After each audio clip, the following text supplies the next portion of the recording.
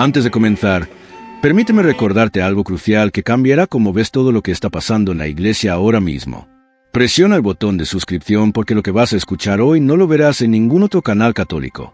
Activa la campanita porque esta historia apenas comienza y las próximas semanas traerán revelaciones que nadie espera. Y deja tu like si crees que la verdad merece ser conocida, porque YouTube intenta ocultar este tipo de contenido y solo tu apoyo mantiene viva esta voz independiente.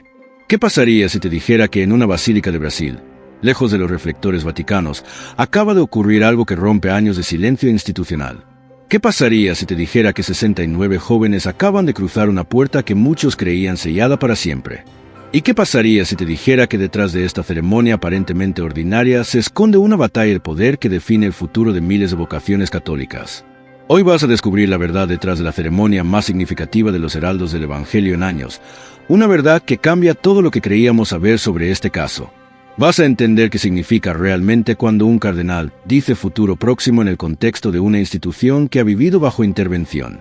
Vas a ver las imágenes, vas a escuchar las palabras exactas y vas a decidir por ti mismo si esto es el inicio del desenlace o simplemente un gesto político para calmar las aguas.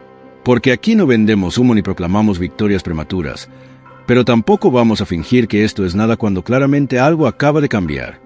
Quédate hasta el final porque la última revelación sobre lo que dijo el cardenal Damasceno va a dejarte sin palabras. Y ahora sí, permíteme llevarte a Caieiras, Brasil, al interior de una basílica donde la historia de los heraldos del Evangelio acaba de escribir un nuevo capítulo que nadie vio venir.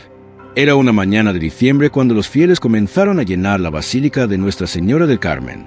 El ambiente era extraño, una mezcla de expectativa navideña y algo más, algo que nadie se atrevía a nombrar en voz alta. Durante años, esta comunidad había vivido en una especie de limbo eclesiástico, un estado de suspensión donde las vocaciones existían pero no avanzaban, donde jóvenes llamados al sacerdocio esperaban en una sala de espera que parecía no tener salida. Las familias llegaban temprano, ocupando los bancos de madera con esa mezcla de esperanza y escepticismo que nace de la decepción repetida. Algunos llevaban años siguiendo este caso, otros apenas comenzaban a entender la complejidad de lo que estaba en juego. Pero todos sentían que ese día era diferente. ¿Por qué precisamente ahora? ¿Por qué después de tanto silencio? ¿Qué había cambiado en las altas esferas para que esta puerta comenzara a abrirse? Las cámaras estaban instaladas estratégicamente, capturando cada ángulo de una ceremonia que se convertiría en histórica, no por su pompa sino por su significado. Y entonces entró él, don Raimundo Damasceno, el hombre que tenía en sus manos las llaves que todos esperaban ver girar. Su rostro mostraba esa seriedad pastoral que conocen bien quienes han cargado responsabilidades difíciles en la iglesia. No venía a hacer un espectáculo, venía a ejecutar una decisión que había madurado en el silencio de despachos vaticanos y conversaciones que el público nunca vio. Si este análisis te parece importante hasta ahora, presiona like para que más católicos puedan encontrar esta información que los grandes medios católicos prefieren no tocar con tanta profundidad. La misa comenzó con normalidad litúrgica, pero había una corriente subterránea de tensión. Los 69 jóvenes estaban sentados en las primeras filas, vistiendo sus hábitos con esa mezcla de nerviosismo y solemnidad que caracteriza a quienes están a punto de cruzar un umbral.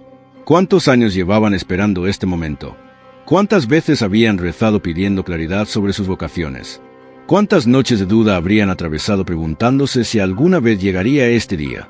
Uno de ellos, llamémoslo Gabriel aunque no conocemos todos sus nombres, había entrado al seminario con 18 años lleno de fervor juvenil y certeza absoluta. Ahora tenía 26 y había visto cómo promociones anteriores quedaban congeladas, cómo el proceso formativo se detenía sin explicaciones públicas claras, cómo la incertidumbre se convertía en el pan de cada día. Su madre estaba entre los fieles, con un rosario entre las manos y lágrimas contenidas que hablaban de años de oración persistente. Ella recordaba cuando Gabriel era niño y jugaba a celebrar misa con una mesa de la cocina como altar, usando pan de verdad que luego se comían juntos. Recordaba sus palabras a los 12 años, «Mamá, voy a ser sacerdote», dichas con esa claridad profética que a veces tienen los niños. Y recordaba también las conversaciones difíciles de los últimos años, cuando Gabriel llamaba desde el seminario con voz cansada preguntando «Mamá, ¿crees que Dios me llamó para esperar eternamente?». Pero hoy era diferente.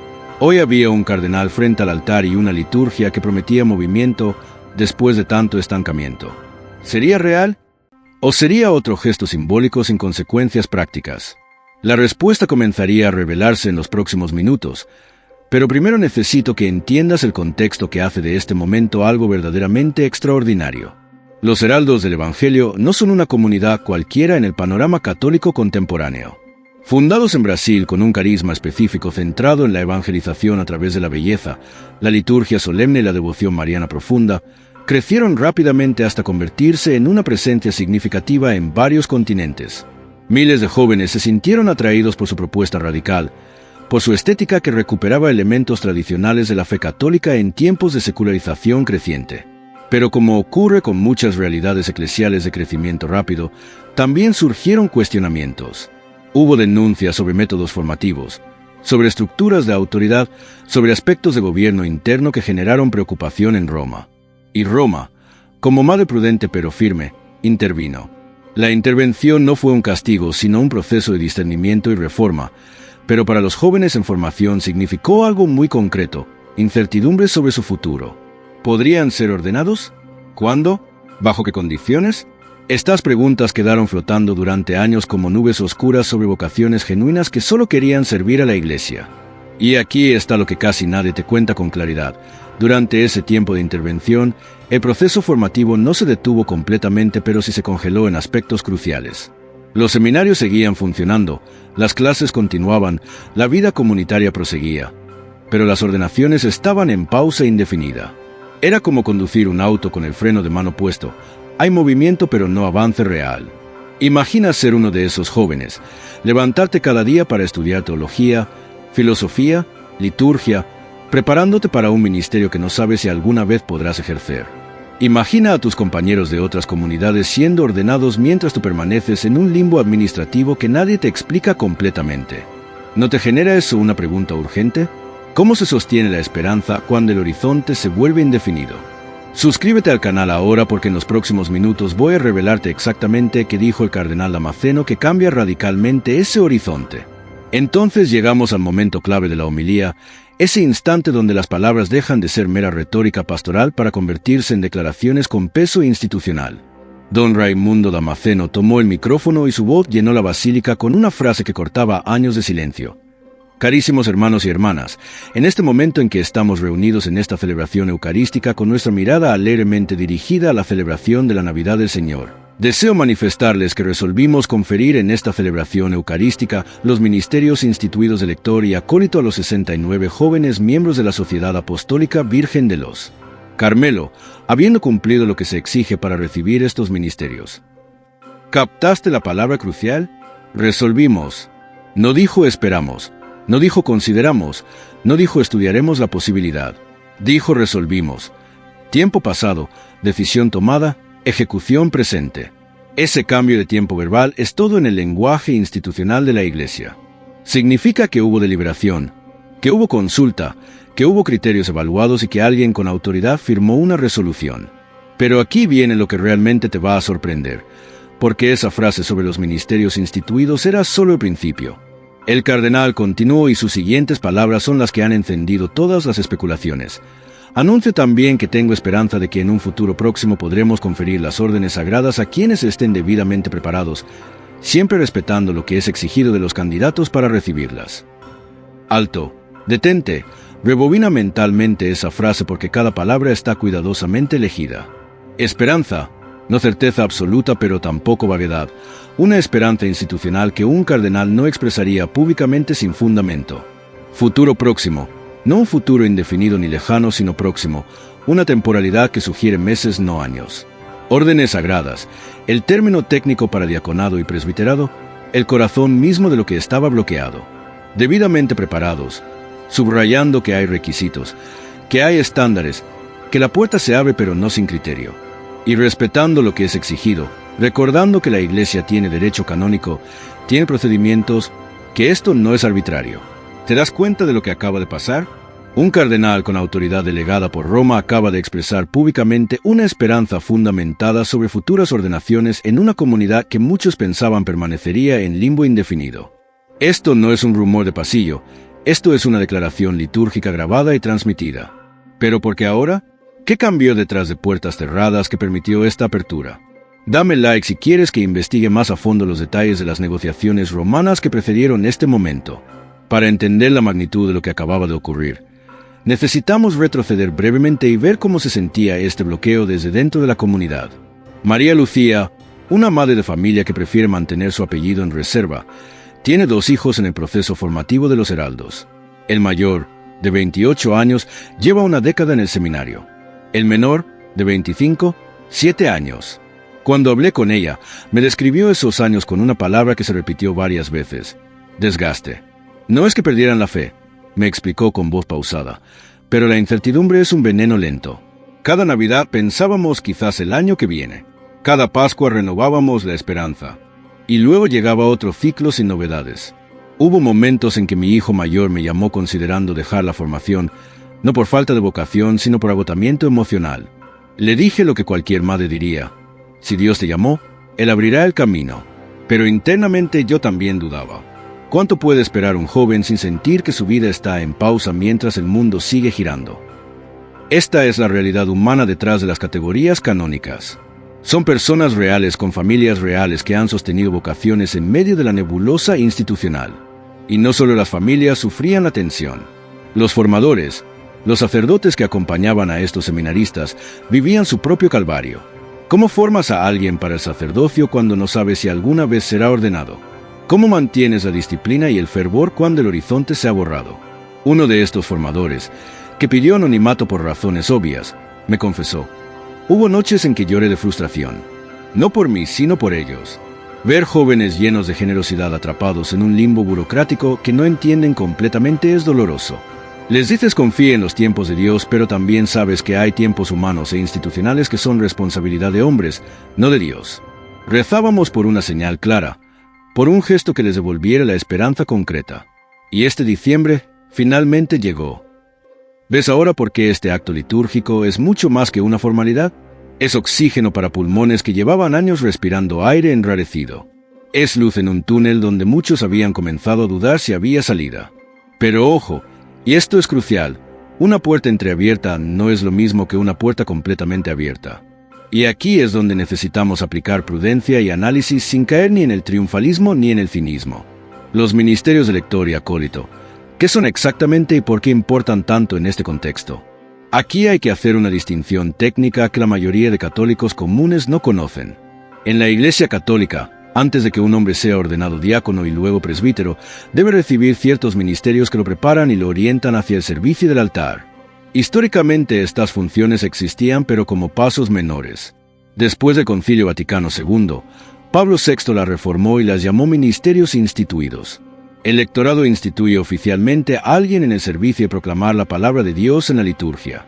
No es simplemente hacer una lectura como cualquier laico puede hacer en una misa dominical, es ser instituido formalmente para ese rol en el camino hacia el presbiterado.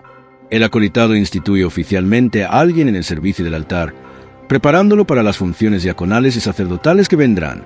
Ahora, la pregunta clave: ¿estos ministerios garantizan la ordenación posterior? Canónicamente, no. Puedes recibir estos ministerios y el proceso puede detenerse ahí si hay razones graves. Pero en la práctica, en el flujo normal de la formación sacerdotal, estos ministerios son pasos intermedios que indican claramente que el candidato está en ruta hacia las órdenes sagradas. Es como subir una escalera. Nadie te garantiza que llegarás al último peldaño, pero cada escalón que subes te acerca objetivamente a la cima. Entonces, cuando don Raimundo Damasceno confirió estos ministerios a 69 jóvenes, no estaba garantizando que todos serán ordenados sacerdotes, pero sí estaba haciendo algo poderosísimo. Estaba reiniciando oficialmente el proceso formativo que había estado congelado. Estaba colocando a estos hombres de nuevo en la escalera, en movimiento ascendente. Y eso, después de años de inmovilidad, es todo. ¿Comprendes ahora por qué las familias lloraban en los bancos? Porque algunos seminaristas no pudieron contener las lágrimas durante la ceremonia. No era sentimentalismo, era el peso de años de espera que finalmente encontraba un cauce institucional claro. Activa la campanita del canal porque voy a seguir este caso minuciosamente y las próximas semanas traerán más revelaciones sobre cómo Roma está manejando la situación de los heraldos. Pero aquí está el problema que muchos análisis superficiales están pasando por alto. Conferir estos ministerios es relativamente fácil para un obispo o cardenal con autoridad. Lo difícil, lo verdaderamente complejo, es lo que viene después. El diaconado transitorio, es decir, el diaconado como paso hacia el presbiterado, requiere una preparación específica, Una evaluación profunda, en casos como este donde hay intervención romana, probablemente requerirá también una aprobación o al menos un nil obstat de Roma. No estamos hablando de un trámite automático. Estamos hablando de un proceso que involucra evaluación psicológica, formación espiritual verificada, estudios teológicos completados, testimonio de vida comprobado, en el contexto de los heraldos, probablemente también evidencia de que las reformas internas solicitadas por Roma se han implementado adecuadamente. Esto es lo que el cardenal Damasceno quería decir con debidamente preparados y respetando lo que es exigido. No es una puerta abierta de par en par sin filtros. Es una puerta que se abre con criterios claros y exigibles. Y aquí entra la tensión que nadie está discutiendo públicamente pero que todos los involucrados sienten. ¿Cuántos de esos 69 llegarán finalmente a la ordenación diaconal? Y de esos, ¿cuántos al presbiterado? Roma no está jugando aquí. La Santa Sede no interviene comunidades para luego simplemente levantar la mano y decir adelante con todo como estaba antes. Las intervenciones existen precisamente para reformar, para corregir, para asegurar que lo que siga adelante lo haga de manera sana y conforme al derecho y al espíritu de la Iglesia. Entonces, cuando escuchamos futuro próximo para las órdenes sagradas, tenemos que entender que ese futuro próximo está condicionado a verificaciones reales. No es un cheque en blanco, es una puerta abierta con vigilancia. Y esto, lejos de ser negativo, es precisamente lo que debería tranquilizar a los fieles. La Iglesia no está siendo irresponsable. No está resolviendo un caso complejo con un decreto apresurado.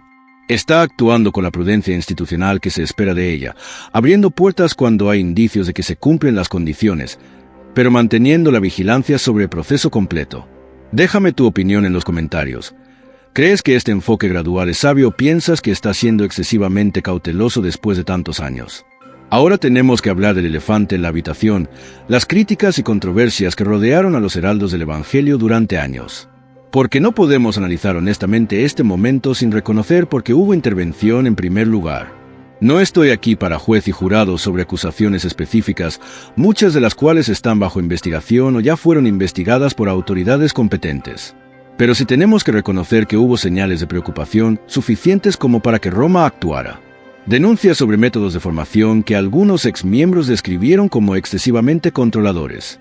Cuestionamientos sobre transparencia financiera. Preguntas sobre la estructura de autoridad interna y cómo se ejercía. Testimonios de familias que sintieron que sus hijos eran aislados de manera poco saludable. Todo esto está documentado en múltiples fuentes, aunque la veracidad y el peso de cada acusación varía considerablemente.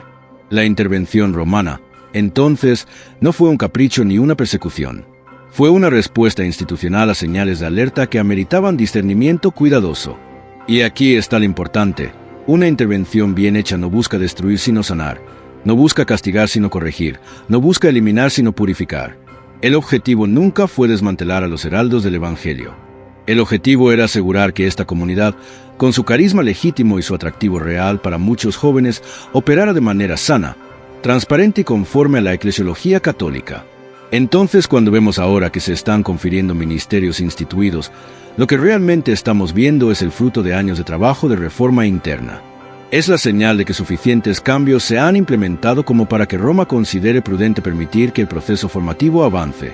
¿Significa esto que todo está perfecto? Probablemente no. ¿Significa que no hay más trabajo por hacer?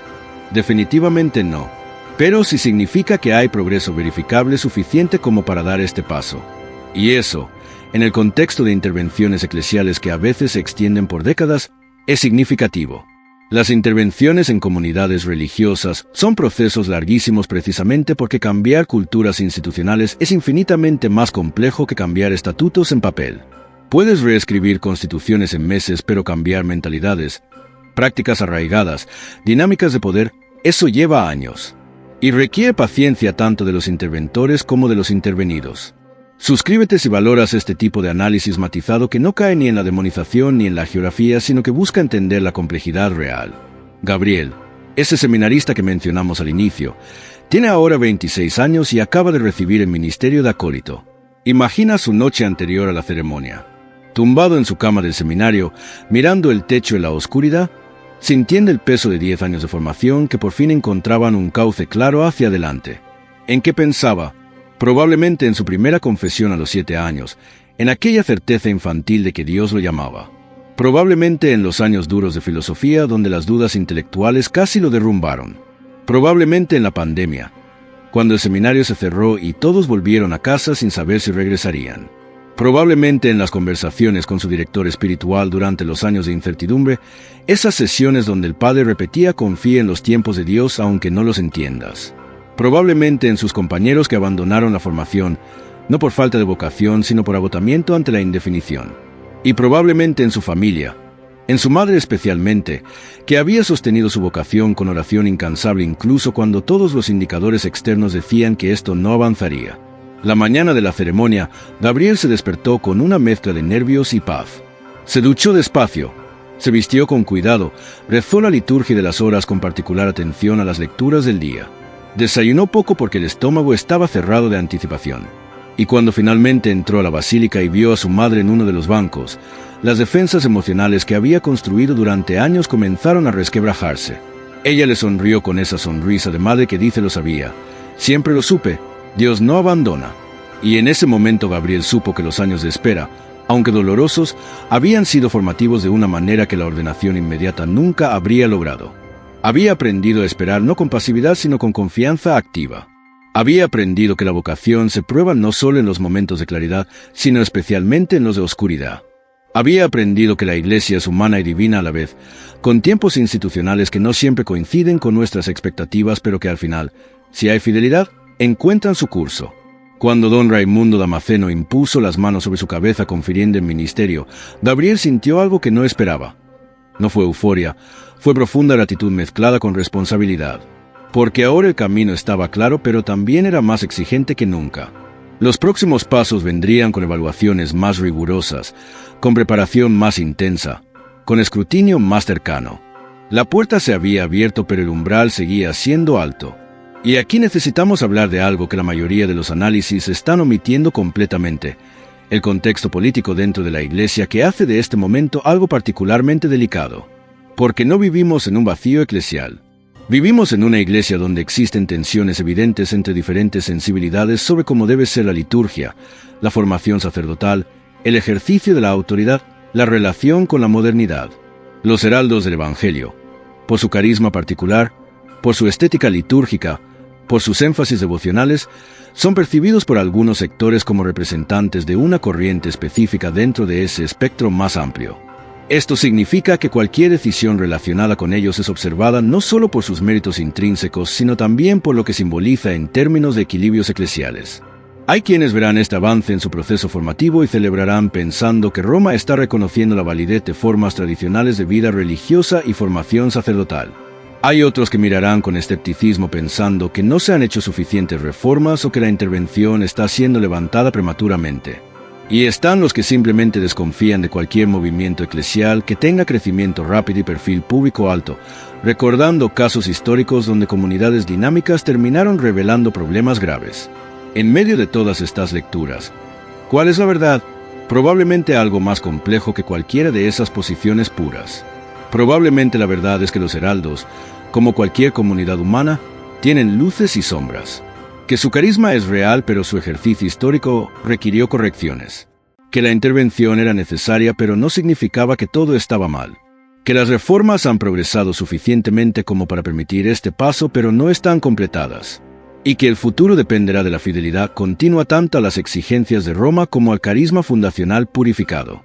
Esta complejidad es incómoda porque nos gustan las narrativas simples, villanos o héroes, perseguidos o perseguidores. Pero la realidad eclesial rara vez es así de simple.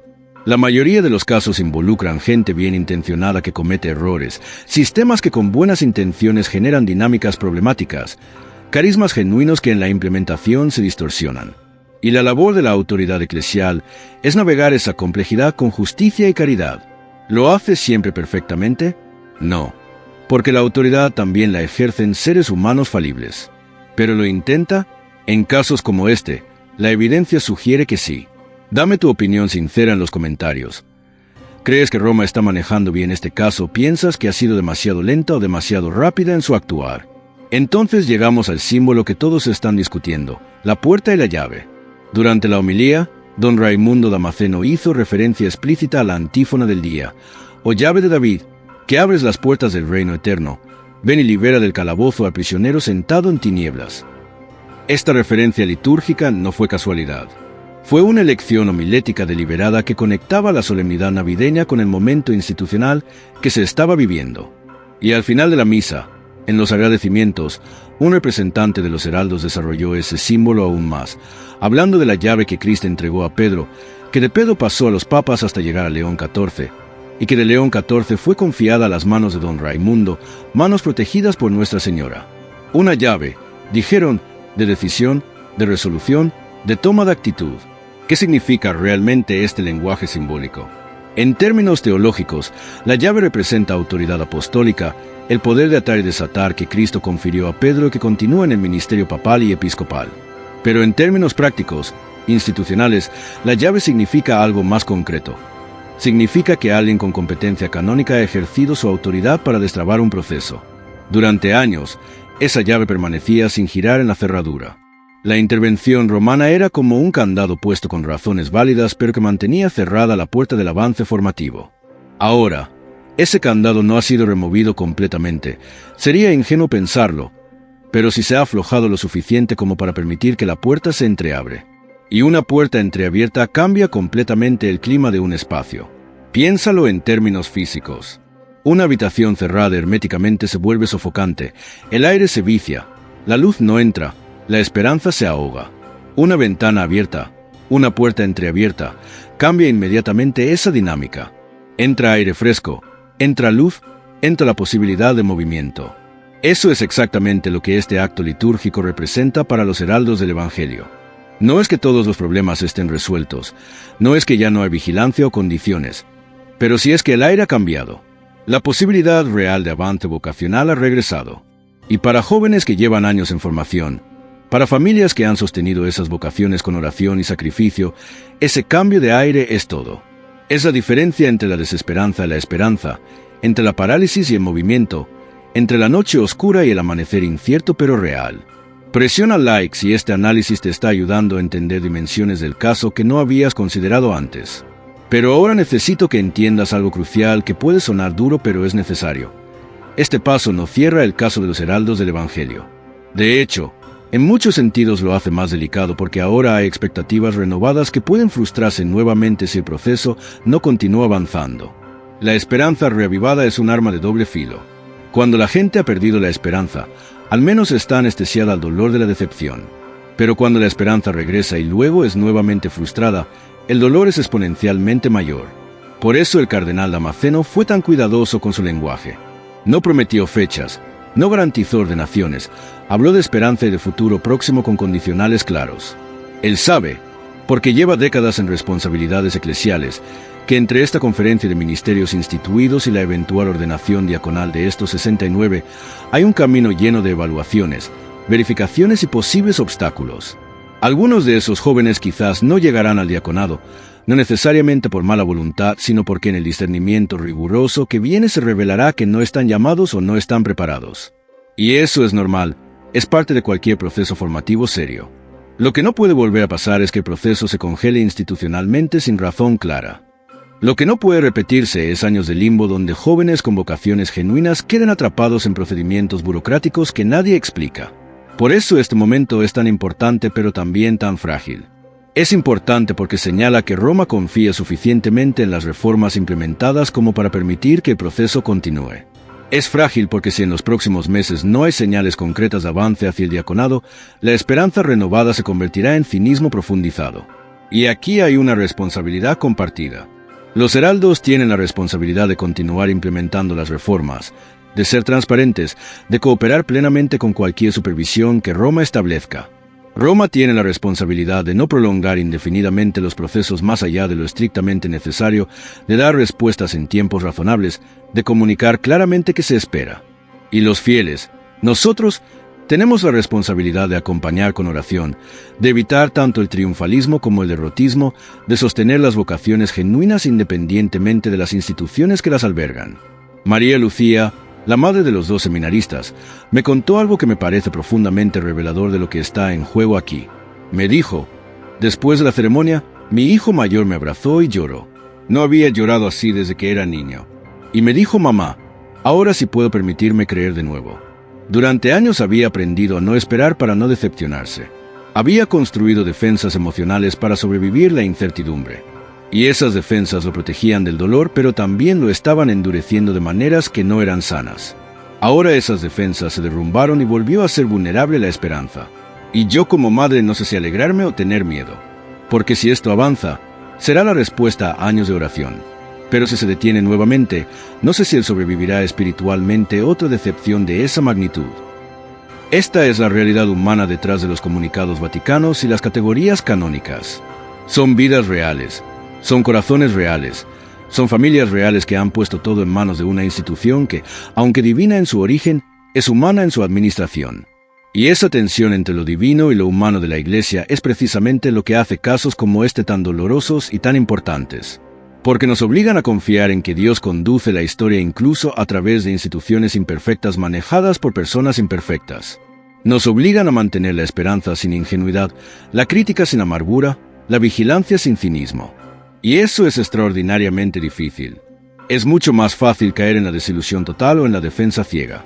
Pero el camino católico, el camino maduro, requiere esa tensión incómoda de amar a la Iglesia mientras se reconocen sus imperfecciones, de confiar en las autoridades mientras se mantiene la capacidad de cuestionamiento respetuoso, de celebrar los avances sin declarar victorias prematuras. Suscríbete al canal porque voy a seguir este caso en los próximos meses y vas a querer estar informado cuando vengan las próximas etapas del proceso. Y ahora tenemos que abordar la pregunta que todos están haciendo. ¿Qué sigue? ¿Cuál es el próximo paso concreto y en qué plazo razonable podemos esperarlo? Aquí es donde mi análisis tiene que ser honesto sobre lo que sabemos y lo que no sabemos. Lo que sabemos es que en el itinerario formativo normal de la Iglesia Católica, después de los ministerios instituidos viene el diaconado transitorio. El candidato debe tener al menos 25 años cumplidos, debe haber completado los estudios filosóficos y teológicos requeridos, debe haber demostrado estabilidad psicológica y madurez humana, y debe haber recibido los ministerios de lector y acólito con al menos 6 meses de anticipación. Esto significa que técnicamente, estos 69 jóvenes podrían ser ordenados diáconos a mediados de 2026 si todos los demás requisitos se cumplen. Eso encajaría con la expresión futuro próximo del cardenal. Sin embargo, y aquí está lo que no sabemos, en el contexto de una comunidad bajo intervención romana, es altamente probable que haya pasos adicionales de verificación que no son parte del proceso estándar.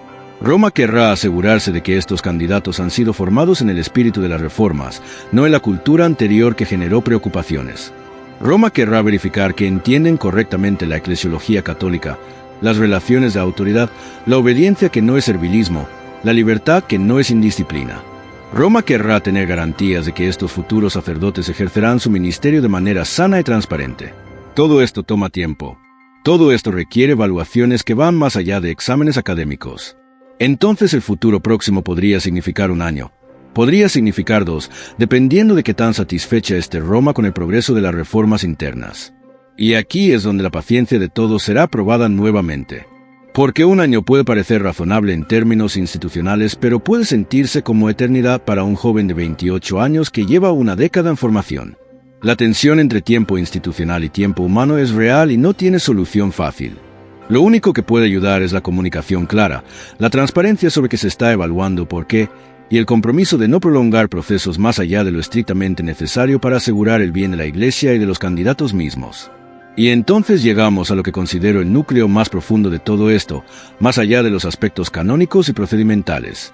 Este caso nos confronta con preguntas fundamentales sobre qué es una vocación y cómo la Iglesia la discierne. Porque una vocación no es simplemente un deseo subjetivo del candidato.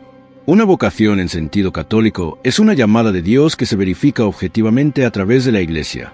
El candidato experimenta interiormente una atracción hacia el sacerdocio, pero es la Iglesia, a través de sus legítimas autoridades, quien confirma o no confirma esa vocación. Esta es la tensión que Gabriel y sus compañeros han vivido de manera particularmente aguda. Ellos sienten la llamada, han respondido generosamente, se han preparado durante años, pero la confirmación eclesial ha estado en suspenso. ¿Qué hace eso a una vocación? ¿La fortalece a través de la prueba o la erosiona a través del desgaste? Probablemente ambas cosas. Probablemente hay candidatos cuya vocación se ha purificado y fortalecido a través de estos años de incertidumbre, aprendiendo un nivel de desprendimiento y confianza en Dios que la claridad inmediata nunca les habría enseñado.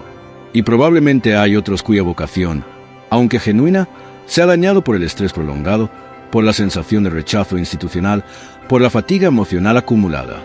Y ambas realidades son tristes de maneras diferentes. La primera porque implica que tuvieron que sufrir necesariamente, aunque el sufrimiento haya producido fruto. La segunda porque implica que vocaciones potencialmente genuinas pueden haberse perdido por procesos institucionales prolongados. Y aquí no estoy asignando culpa simplista. No estoy diciendo que Roma actuó mal al intervenir o que los heraldos eran víctimas inocentes. Estoy diciendo que las situaciones eclesiales complejas inevitablemente generan daño colateral humano, y ese daño merece ser reconocido y lamentado incluso cuando las decisiones que lo causaron eran necesarias. La Iglesia no es perfecta en su funcionamiento humano. La Iglesia comete errores de timón, errores de comunicación, errores de pastoral incluso cuando sus principios doctrinales y su estructura fundamental son de origen divino. Y reconocer eso no es falta de fe, es realismo sobrenatural. Es entender que la Iglesia es el cuerpo de Cristo en la historia, con toda la gloria y toda la fragilidad que eso implica. Comparte este video con otros católicos que estén siguiendo este caso porque este tipo de reflexión madura es lo que necesitamos más en tiempos de polarización eclesial. Durante la ceremonia hubo un momento que las cámaras capturaron pero que pocos han comentado. Cuando los 69 jóvenes se acercaron al altar para recibir los ministerios, sus rostros mostraban una diversidad de emociones que revela precisamente esta complejidad. Algunos sonreían abiertamente con alegría evidente. Otros tenían rostros solemnes, casi severos, como si estuvieran conteniendo años de emociones encontradas. Algunos claramente luchaban contra las lágrimas. Uno en particular, un joven de aproximadamente 28 años, tenía los labios apretados y los ojos vidriosos de alguien que está usando toda su fuerza de voluntad para no derrumbarse emocionalmente en público. Ese joven probablemente representa mejor que nadie lo que este momento significa. No es simple alegría, no es triunfalismo fácil. Es alivio mezclado con agotamiento, es gratitud mezclada con dolor por los años perdidos, es esperanza mezclada con temor de que esto tampoco dure. Es todo eso junto en un corazón humano que ha sido molido por la incertidumbre institucional. Y cuando don Raimundo Damasceno impuso las manos sobre esa cabeza, no estaba simplemente confiriendo un ministerio litúrgico. Estaba tocando una herida abierta con el aceite de la esperanza renovada. Estaba diciéndole a ese joven sin palabras: tu espera no fue en vano, tu fidelidad no fue ignorada, tu vocación tiene futuro. Y ese joven, cuando regresó a su lugar, se arrodilló y hundió el rostro en las manos. Y probablemente rezó algo así: Señor, ayúdame a creer de nuevo. Ayúdame a abrir mi corazón a la esperanza, sin protegerme tanto que no pueda recibir tu gracia. Ayúdame a perdonar los años de confusión sin amargura. Y ayúdame a caminar hacia adelante sin miedo de que todo se detenga otra vez. Esta es la oración de toda una generación de seminaristas de los heraldos del Evangelio. Y es una oración que la Iglesia entera debería estar sosteniendo porque estas vocaciones, si llegan a buen puerto, servirán a toda la Iglesia, no solo a una comunidad particular. Y aquí tenemos que hablar de algo que puede ser incómodo pero es necesario: la responsabilidad de los medios católicos en cómo presentan estos casos.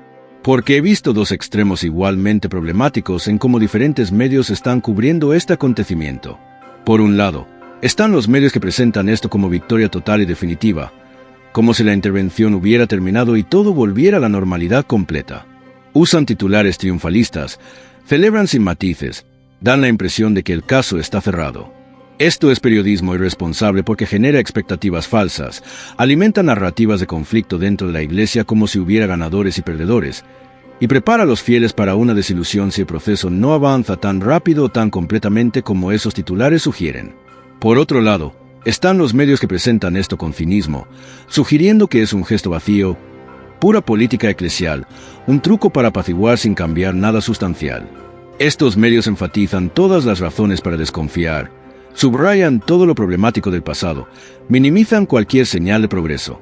Esto también es irresponsable porque alimenta una cultura de sospecha perpetua donde ningún avance es reconocido, donde la autoridad eclesial nunca puede hacer nada bien, donde el cinismo se convierte en postura permanente.